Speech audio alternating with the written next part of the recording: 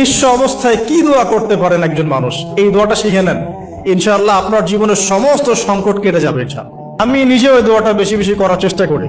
দোয়াটা হচ্ছে, মুসা আলাইহিস সালাম একটা গাছের নিচে হেলান দিয়ে বসলেন, বসে দেখলেন দুইজন মেয়ে দাঁড়িয়ে আছে দূরে, পানি নিতে পারছে না, লোকজন পানি নিয়ে যাচ্ছে, ওরা দাঁড়িয়ে আছে বেচারি।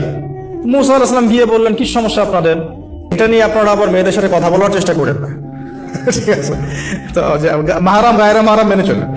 তারা বললেন যে আমাদের বাবা অনেক বৃদ্ধ মানুষ, আমরা পানি নিতে পারি না যতক্ষণ না আমাদের কম পানি নিয়ে চলে যায়।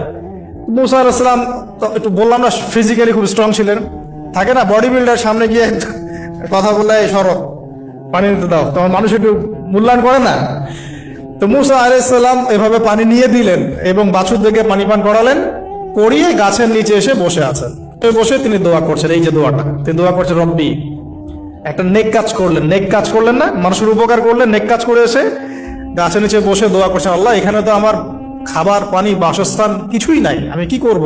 রব্বি ইন্নী লিমা আনজালতা ইলাইয়া মিন খায়রিন ফাকির, রব্বি ইন্নী লিমা আনজালতা ইলাইয়া মিন খায়রিন ফাকির। আবার বলেন, রব্বি ইন্নী লিমা আনজালতা ইলাইয়া মিন খায়রিন ফাকির। অর্থ হচ্ছে, হে আল্লাহ, তুমি তোমার পক্ষ থেকে আমার উপরে যে নিয়ামতগুলো দিবে, আমি এর জন্য ফকির হয়ে বসে আছি।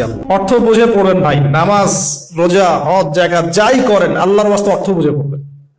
অর্থ বুঝে পড়লে আপনার ইবাদতের স্বাদ পাবেন, তৃপ্তি পাবেন, আল্লাহর সাথে কানেকশন হবে, আল্লাহর নূর পাবেন, মাআরিফত পাবেন, সত্য স্বপ্নও দেখবেন তখন ইনশাআল্লাহ। এবার আল্লাহ পাকের সাহায্য নেমে আসলো, ওই দুই মেয়ের মধ্যে একজন হেঁটে হেঁটে চলে আসে। এবার এই মেয়ের হাঁটা সম্পর্কেও কোরআন কথা বলেছে, সুবহানাল্লাহ। এই মেয়ে কিভাবে হেঁটে এসেছে এই হাঁটার বর্ণনাও কোরআন দিয়েছে। কোরআন বলেছে এই মেয়ে হেঁটে আসছে লাজুক পায়ে। এখন আপনি এই পুরো ওয়ার্ল্ডের মেয়েদের হাঁটা দেখেন, লজ্জা আছে? এদের সাথে লজ্জা একটা গভীর সম্পর্ক আছে। এই মেয়ের প্রশংসা আল্লাহ পাক কোরআনে করলেন, লাজুক পায়ে লাজুক ভঙ্গিতে অবনত নয়নে সে হেঁটে আসলো। আমি গত লেকচারে বলেছিলাম যে আদম আলাইহিস সালাম এবং হাওয়া আলাইহিস সালাম, ইবলিস তাদের সাথে প্রথম যে আচরণ করেছে ওই ফল খাওয়ানোর পরে, সেটা কি? তাদের গা থেকে পোশাক খুলে পড়ে গেছে, মানে নগ্ন করে দিয়েছে আমাদের পিতামাতাকে, মহাবিশ্ব নগ্ন করে দিয়েছে কে?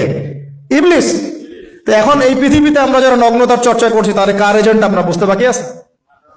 আমার কথা কি বুঝতে পারছেন কিনা? এই কানেকশন মেলানোর চেষ্টা করেন, ডটস গুলো মেলানোর চেষ্টা করেন।